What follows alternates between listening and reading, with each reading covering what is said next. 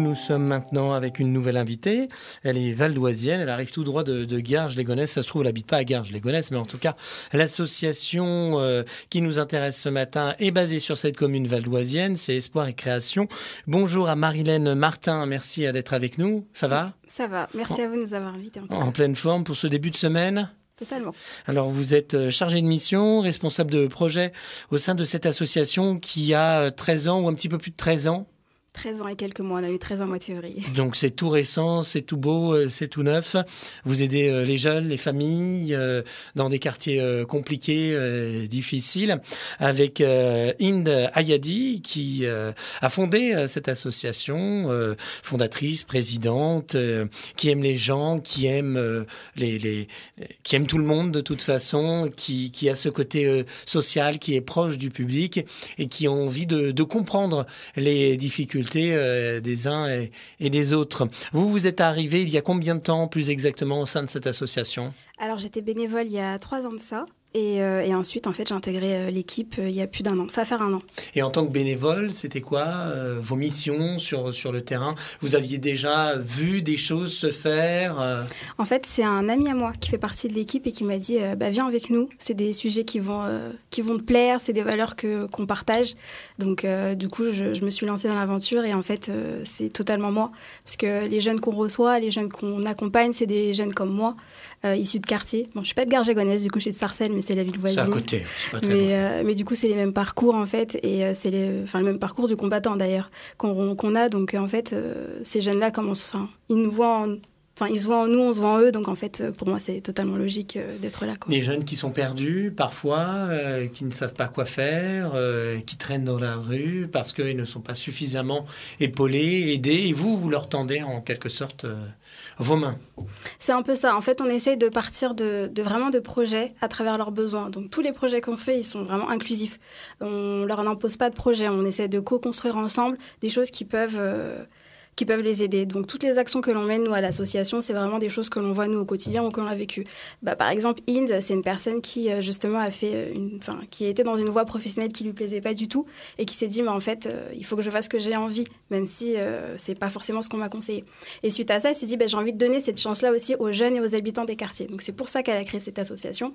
Et à la base, l'idée, c'était de rendre l'art accessible aux habitants de Garges. Donc, un truc tout bête, c'est qu'elle est décoratrice d'intérieur et elle s'est rendue compte que pour faire ces prestations-là, les habitants de Garges ne pouvaient pas y accéder parce que c'était très cher. Donc, elle a proposé des projets où les familles venaient avec leurs meubles, parce que pareil, acheter de nouveaux meubles, c'est très cher, pour leur redonner une seconde vie. Et en fait, au fur et à mesure de ces actions, elle s'est rendue compte que tous les habitants, que ce soit les parents ou les enfants, étaient touchés et avaient envie d'y participer. Et c'est suite à ça où on s'est rendu compte qu'à travers nos actions, c'est pas juste de faire de la création ou de faire des projets ludiques, mais c'est que derrière, on les accompagne parce qu'on les écoute. On leur tend pas forcément la main parce que parfois, c'est eux qui nous ramènent de belles histoires et qui nous font prendre conscience de pas mal de choses aussi par rapport à soi-même, en fait. Est-ce que c'est plus rassurant que ce soit une femme, justement, qui soit la présidente d'une telle association ? Je pense que c'est pas que rassurant, je pense que c'est vraiment une chose incroyable parce qu'elle porte, depuis 13 ans l'association. Le monde associatif, je sais pas s'il est majoritairement masculin, mais en tout cas, on trouve beaucoup d'hommes qui portent ces associations. Et elle s'est battue pendant ces 13 années-là pour que l'association tienne, pour que les projets grandissent et que les jeunes continuent en tout cas de nous solliciter et de nous accompagner aussi à leur manière. Beaucoup de grosses difficultés actuellement avec des bagarres, des bandes rivales depuis plusieurs mois font les faits des journaux, de nos programmes télé. Vous le voyez aussi un petit peu sur notre département, le Val-d'Oise, où on nous montre un petit peu à chaque fois du spectacle pour faire peur. Je pense que c'est un peu des deux, parce que souvent là dans les journaux, ce qu'on entend, c'est que c'est la crise sanitaire et le fait que les gens soient confinés font que les RICS sont là. C'est pas du tout le cas. Nous, les RICS, on les connaît depuis des années. C'est même pour ça que Inde, elle se bat et qu'elle propose ce genre de projet et d'action. Typiquement, il y a 2 ans de ça, quand on a vu que les RICS prenaient encore plus d'ampleur, on s'est dit, on va essayer de mobiliser les jeunes autrement. On va leur proposer un autre combat que de se battre dans la rue entre bandes rivales. D'où le Clean Challenge, en fait. Il a été sorti il y a 2 ans. Et l'objectif, ça a été, par exemple, de défier un autre quartier, de défier les jeunes aussi en suivant les mêmes codes, les leurs d'ailleurs. Et l'objectif, c'est de ramasser le maximum de déchets en un temps imparti. Et ça a marché parce que les jeunes, ils se sont sentis impliqués et ils se sont sentis valorisés à travers les médias. C'est-à-dire que pour une fois, on ne disait pas que les jeunes étaient dans la rue à se battre, mais en fait, les jeunes étaient là à nettoyer leur quartier, à faire briller leur quartier. Et là, je pense que c'est ça qui a fait que ça a marqué les jeunes et que ça a pris autant d'ampleur et qu'autant de jeunes se sont sentis en fait touchés. Comment vous expliquez, vous, ces différentes rivalités, puisque vous vivez au cœur des cités, au cœur du quartier? Pourquoi se battre alors que ça n'en vaut pas la peine? Alors c'est vrai qu'il y a de la drogue, il y a d'autres problèmes aussi qui circulent, donc il y a des territoires qui sont plus à certains, mais tout peut se partager. En fait, je pense que c'est plus une question d'héritage, c'est-à-dire que les grands laissent cet héritage-là aux jeunes et les jeunes le suivent. Il faut savoir que Garges, comme pas mal de quartiers dits prioritaires, sont scindés par quartier. Et souvent, ces quartiers-là, en fait, ce sont des jeunes qui font tout dans ce quartier-là. Ils ont très peu d'opportunités de sortir de ce quartier, c'est-à-dire que le collège, la primaire, même la maternelle est dans ces mêmes endroits. Et au moment où ils se retrouvent, c'est des gens qui ne se connaissent pas forcément et qui pensent qu'ils ont pas, en fait, qu'ils ont un quartier à défendre. Et je pense que c'est de là que ces rivalités arrivent. Et parfois, comme ce que je vous disais, c'est un peu un héritage qu'ils héritent des plus grands. Et parfois, en fait, je pense que c'est quand on est jeune, on a envie d'avoir cette appartenance à quelque chose. Et forcément, quand on est jeune, c'est le quartier. Parce que c'est ce qu'on connaît. Les grands viennent du même quartier. Nos familles sont du même quartier. Et donc, quand on rentre un peu dans un monde où il n'y a pas que nous et pas que notre quartier, je pense que c'est de là que les conflits arrivent. Après, parfois, c'est des jeunes. C'est-à-dire qu'il y a aussi le message qu'on véhicule. À force que les jeunes regardent les médias et se disent mon quartier, en gros, Garges, c'est souvent Garges égale Rix. Forcément, les jeunes, c'est ce qu'ils entendent. Et nous, c'est ce qu'on a envie de casser, de leur prouver qu'ils peuvent faire de belles choses. Et c'est aussi pour ça qu'on essaie de les valoriser comme on peut à travers les actions et qu'on les met en lumière pour montrer qu'il n'y a pas que les rixes dans nos quartiers et qu'il y a vraiment d'autres belles choses et que c'est dommage que les médias n'en parlent pas assez, justement. Quand il y a des rixes, vous arrivez quand même à aller au contact des jeunes en prenant quand même des risques, du coup? C'est ça, par exemple, Inde Ayadi, il y a quelques temps de ça, s'est rendue dans les établissements scolaires et a été accompagnée de jeunes qui sont sortis des RICS et qu'elle a justement accompagné à cette sortie-là. Et on fait justement pas mal d'interventions. Elle a même dû intervenir et ramener un jeune de l'école à la maison parce qu'une maman l'a contacté. Donc en fait, nous, je pense que ce qui fonctionne, c'est que c'est parfois les jeunes qui nous sollicitent, mais c'est aussi en amont les parents. Et c'est pour ça que je pense que l'association est aussi forte, c'est parce qu'on essaie de créer du lien entre les parents, les enfants et avec tous les habitants du quartier. Et ce qui fonctionne, je pense, c'est qu'on ne les juge pas et qu'on est toujours à l'écoute et qu'on fait du mieux que l'on peut. Et ça, je pense que ça se ressent à travers tout ce qu'on montre. Vous travaillez un petit peu avec les forces de l'ordre où c'est un risque justement aussi, puisqu'on sait très bien que les jeunes n'aiment pas forcément la police. Donc comment ça se passe? Pas du tout. En fait, parfois quand il y a des projets, justement là au mois de mai, il y a un projet qui devait sortir mais qui a été reporté au mois d'octobre. L'idée, c'était d'impliquer les forces de l'ordre avec les associations et les autres partenaires de la ville de Garges pour justement monter des actions et essayer de créer du lien entre les forces de l'ordre et les jeunes. Nous, justement, on essaie d'expliquer aux jeunes que c'est pas forcément un combat ou une dualité entre les deux, mais que les deux choses peuvent aller de pair. C'est un travail qui est long, donc forcément, on n'y est pas encore au bout, mais voilà, en tout cas, on ne se décourage pas. De toute façon, il y a à la fois des personnes pas très sympathiques du côté de la police et puis des jeunes aussi. Donc c'est aussi ce qu'on essaie de leur faire prendre conscience, c'est qu'il faut prendre parfois du recul et qu'il y a certaines situations dans les deux sens, je pense, qui sont parfois assez compliquées à comprendre. Le policier n'a pas à nous insulter et nous, inversement, on n'a pas, par exemple, aussi à l'insulter. C'est ça. Sinon, automatiquement...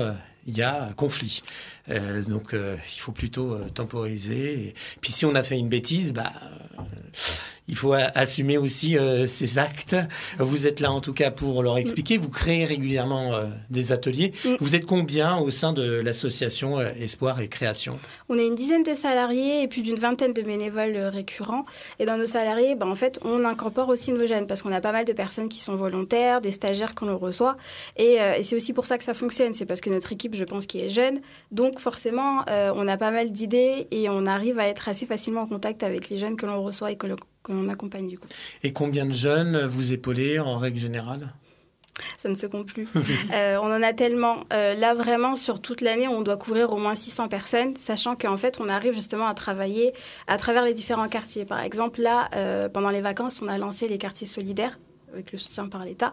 Et l'objectif pour nous, ça a été de prendre des animateurs de chaque quartier pour justement continuer à créer une cohésion entre les quartiers, de faire créer un peu une synergie entre les différents quartiers et les différents jeunes. Donc, c'est vraiment des choses que même nous, à travers les personnes que que ce soit le public que l'on reçoit, ils viennent de tous les quartiers de Garges, mais aussi les personnes avec qui on travaille et qui vont accompagner à leur tour les jeunes, ce sont aussi des personnes qui leur ressemblent. Donc forcément, le lien est plus facile. Vous avez que des jeunes de Garges au sein de l'association ou... Pas forcément. Non. Vous venez de Sarcelles, vous nous l'avez dit.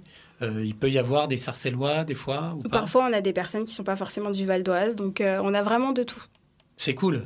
Donc du coup, là, les tensions s'apaisent aussi, même si on vient d'une autre commune. Totalement. Et puis, il y a un échange, il y a un partage, chacun ramène un peu son savoir-faire. C'est ça. Nous, on essaye, par exemple, de maintenir le Clean Challenge tous les 2 mois pour justement créer un peu cette cohésion. Là, d'ailleurs, on va en avoir 2 gros qui vont bientôt sortir, là, les 2 samedis qui vont venir. Et on va rassembler, du coup, plus de 60 jeunes. Et ces 60 jeunes-là ne viennent pas du même quartier.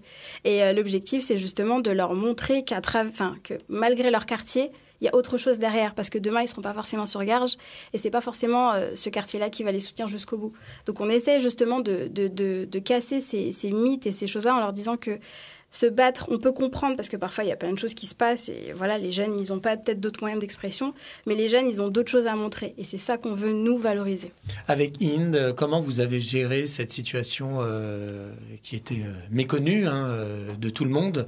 Donc, une pandémie, ça n'a pas dû être non plus très simple, puisque tous confinés, dès qu'on met un pied dehors, on risque de se faire verbaliser, etc.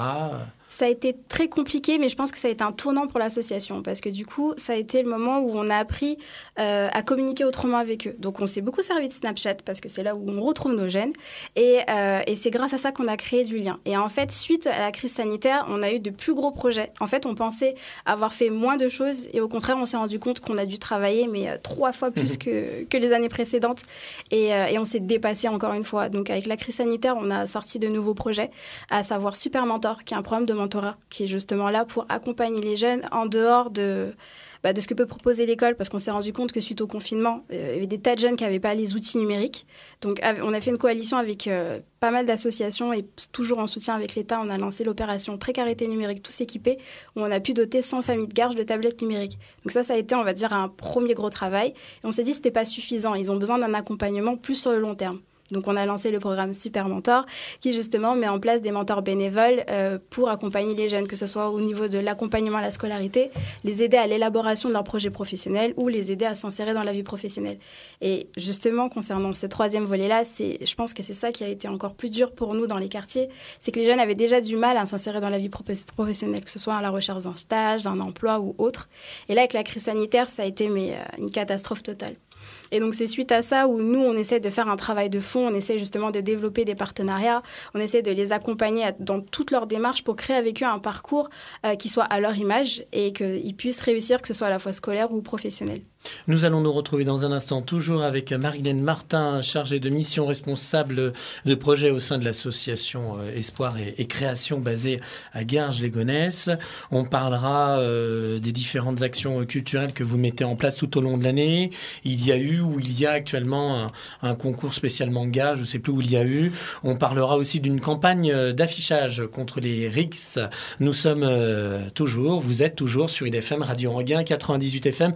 Ce matin, nous sommes toujours avec Marilène Martin, chargée de mission, responsable de projet pour une belle association qui a un petit peu plus de 13 ans. C'est l'association Espoir et Création, basée à Garges-les-Gonesse, créée par Inde Ayadi, qui voulait absolument aussi faire partager sa passion, faire découvrir son art, parce que effectivement, ça coûte un petit peu cher. C'est pas forcément accessible à tout le monde. Donc, du coup, depuis toutes ces années, vous créez des actions, des manifestations culturelles, et puis vous essayez aussi d'écouter pratiquement tous les jours les jeunes sur leurs différentes problématiques. Quelles sont justement les problématiques la plupart du temps que les jeunes rencontrent?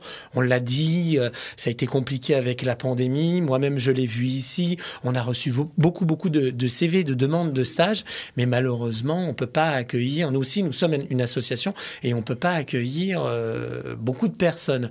Il y a eu ces problématiques-là, il y a eu d'autres problématiques aussi dans les différents quartiers, à Garges-les-Gonesse ou autres. Marilène? Alors du coup, suite à la crise sanitaire, ça a été beaucoup d'enfants qui se sont retrouvés un peu seuls chez eux, démunis, et surtout les parents. Parce que c'est pas une situation que les parents connaissent. Parfois, ce sont des parents issus de l'immigration, donc c'est vrai que de faire cours à la maison, c'est très compliqué. Donc ça a été vraiment quelque chose qui a troublé nos jeunes. Parce qu'au début, ils étaient contents, ils étaient à la maison, ils se sont dit, bon, bah cool, ça me fait plus de vacances. On va jouer plus aux jeux vidéo. Et à la fin, ça a été, mais quand est-ce qu'on reprend les cours? Est-ce que vous avez des nouvelles? Parfois, ça a été des professeurs absentéistes aussi, parce qu'eux aussi se sont retrouvés un peu démunis face à la situation. Donc je sais que pas mal d'écoles se sont un peu réinventées. Donc ils sont allés chez le boulanger déposer les cours parce qu'en fait on pouvait que aller à la boulangerie ou acheter les achats de première nécessité. Donc les enfants allaient récupérer les devoirs puis les redéposer chez le boulanger pour ensuite. Enfin ça a été vraiment. Je pense qu'on a été tous inventif à ce moment-là. Autre chose qu'on a rencontré, c'est aussi les comptes fichas, donc le cybersexisme. Ça a été quelque chose qui nous a pris de plein fouet, on s'y attendait pas du tout. Inde, elle a été beaucoup sollicitée pendant le confinement face à des filles qui se sont retrouvées justement dans ces comptes dits fichas. On rappelle ce que c'est, pardon. Donc c'est le cyberharcèlement. Donc c'est quand en fait des personnes postent des photos pour afficher les jeunes filles, soit des nudes ou des vidéos en train de se déshabiller ou autre. Et du coup, ce qui s'est passé, c'est que nous, on a été confrontés à ça un peu de plein fouet. Inde a émis l'alerte au niveau des ministères, au niveau de Snapchat aussi, et elle a essayé de justement dialoguer avec ces jeunes, que ce soit les jeunes filles ou les jeunes hommes qui ont justement posté ces photos. Et souvent, nous, ce qu'on s'est rendu compte, c'est que ces jeunes-là ne voyaient pas un peu la portée ni les conséquences que ça pouvait avoir. Et donc, ça a été un peu un travail de longue haleine, j'ai envie de dire, pour faire un peu prendre conscience à l'un ou à l'autre les dangers et les conséquences aussi de partager ce genre de photos. Oui, alors rappelez que si vous postez une photo sur Internet, ça peut être vu par des millions de gens, puisque la photo ensuite peut être partagée au Japon, en Afrique, aux quatre coins de la France, partout. Ça va très très vite aujourd'hui avec le net. C'est ça. Et il y a des dérives, et puis il y a des jeunes qui sombrent, qui tombent, et certains se suicident parce qu'il y a eu cette photo qui est partie et qui fait des drames derrière. Et c'est totalement ça qui nous a fait réagir, et d'où le fait qu'on a lancé aussi notre campagne de sensibilisation, ce que vous disiez tout à l'heure, qui est Angle de rue. Donc cette campagne de sensibilisation, c'est à travers des illustrations. On essaye de mettre en avant des problématiques auxquelles les jeunes sont confrontés. Donc ça peut être la drogue, l'alcool, les RICS et le cyberharcèlement, le cybersexisme. Donc cette campagne, elle existe depuis combien de temps sur Garges et Gonesse? Donc c'est des grandes affiches pour parler des RICS, mais aussi d'autres problématiques qui concernent les jeunes? On l'a lancée suite en juin.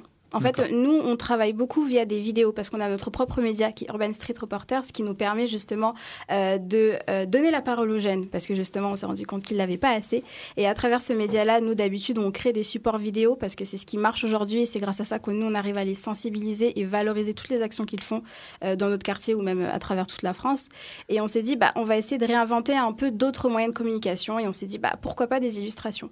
Donc, on travaille avec plusieurs graphistes qui justement font des illustrations autour de pas mal de thématiques. Et là, récemment, on a sorti beaucoup d'illustrations autour du gaspillage alimentaire, de la réduction de déchets, etc. Parce que ça rentre un peu dans notre projet Clean Challenge également.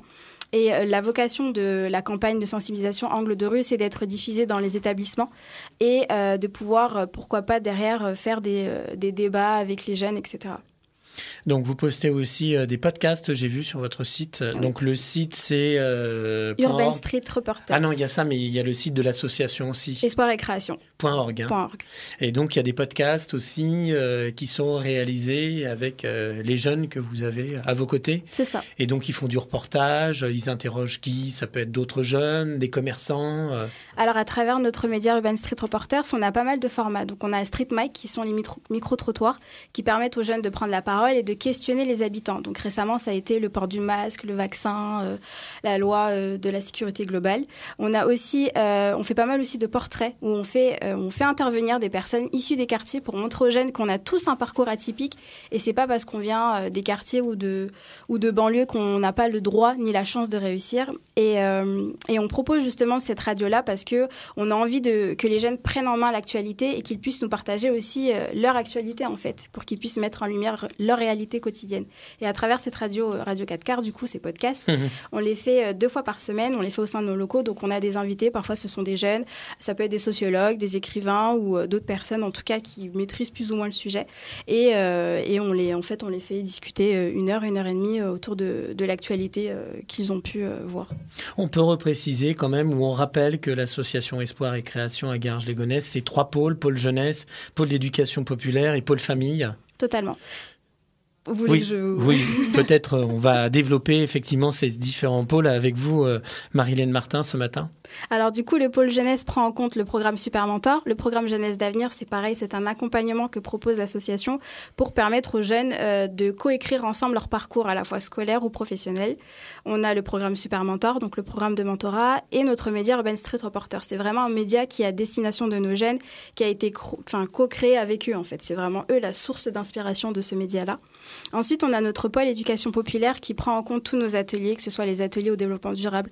On a notre propre jardin partagé où justement c'est pour permettre à la fois aux habitants et aux jeunes de pouvoir faire leur propre potager, toucher un peu au jardinage. Il y a des fraises là bientôt ou pas? Je sais pas. Le confinement a eu raison de notre jardin et la chaleur aussi. On propose ici pas mal d'ateliers au niveau des médias. Donc, ça peut être de la sensibilisation aux fake news ou des ateliers d'écriture. On propose pas mal d'ateliers d'écriture qu'on aimerait d'ailleurs reprendre parce que la crise sanitaire, ça nous a un peu coûté au niveau de nos ateliers et de ce rapprochement avec les habitants de Garges. Mais on aimerait en tout cas à la rentrée pouvoir reproposer des ateliers d'écriture pour pourquoi pas sortir d'ailleurs ce court-métrage qu'on aimerait faire autour du cybersexisme. L'âge des jeunes, en règle générale, qui sont au sein de l'association? L'association est accessible dès 3 ans. Donc, on propose des ateliers créatifs qui fait partie de notre pôle famille.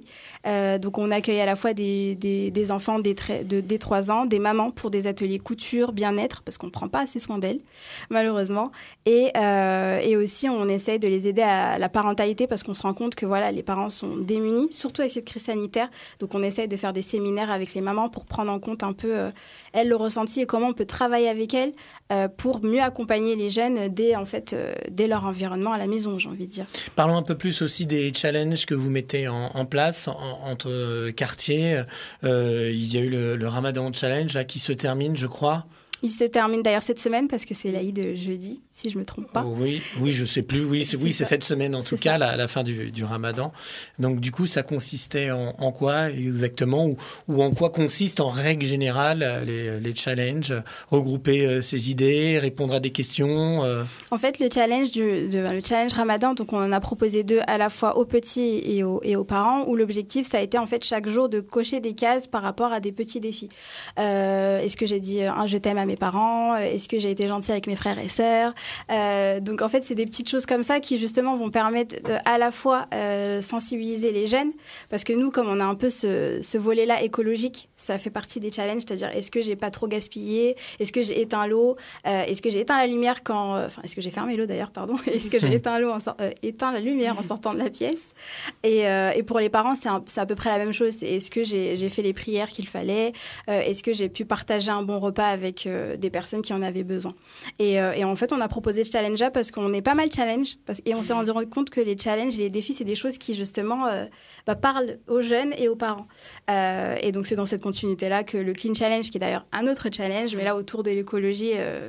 Donc, on travaille avec ça, quoi. Ça va, c'est pas trop contraignant, c'est assez agréable, puis ça permet de faire participer l'ensemble de la famille. C'est ça. Donc, vous leur donnez un petit peu de quoi faire ces challenges, du matériel, je sais pas, un tableau, ou c'est à eux d'imprimer peut-être le tableau, vous distribuez des tableaux avec les différentes cases. Donc, on a distribué un tableau avec les différents challenges avec un calendrier, en fait, pour qu'ils puissent cocher.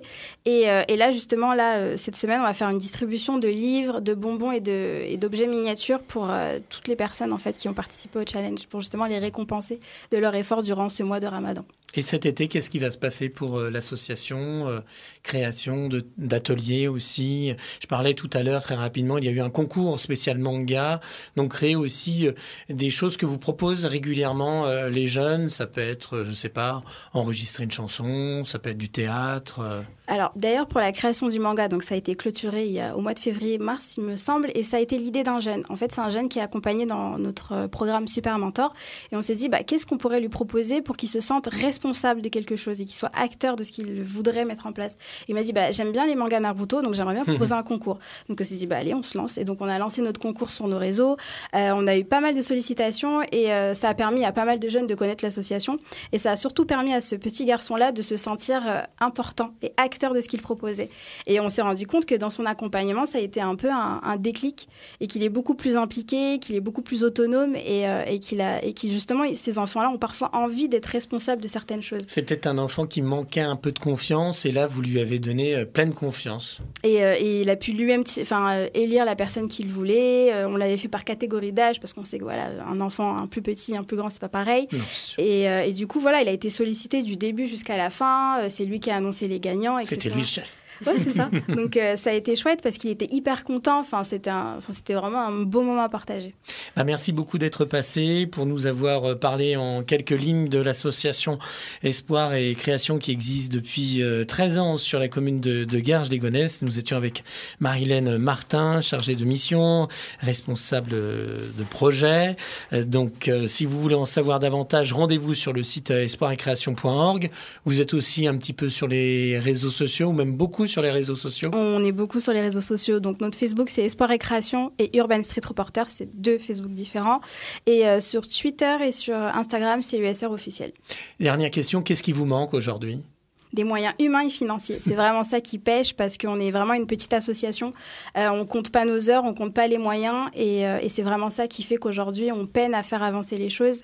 Et c'est aussi pour ça qu'on a du mal à accompagner de manière très pertinente nos jeunes. Donc aujourd'hui, si j'avais un appel à faire, ce serait vraiment, voilà, si vous avez envie d'être bénévole, n'hésitez pas. Si vous avez des entreprises qui sont prêtes à prendre nos jeunes, c'est aussi ça dont on a besoin parce c'est vraiment le parcours du combattant, quoi. Donc c'est le message fort que j'ai envie de faire passer. Merci encore Marilène et bon retour. Merci à vous en tout cas. À Garges-les-Gonesse et à bientôt sur IDFM.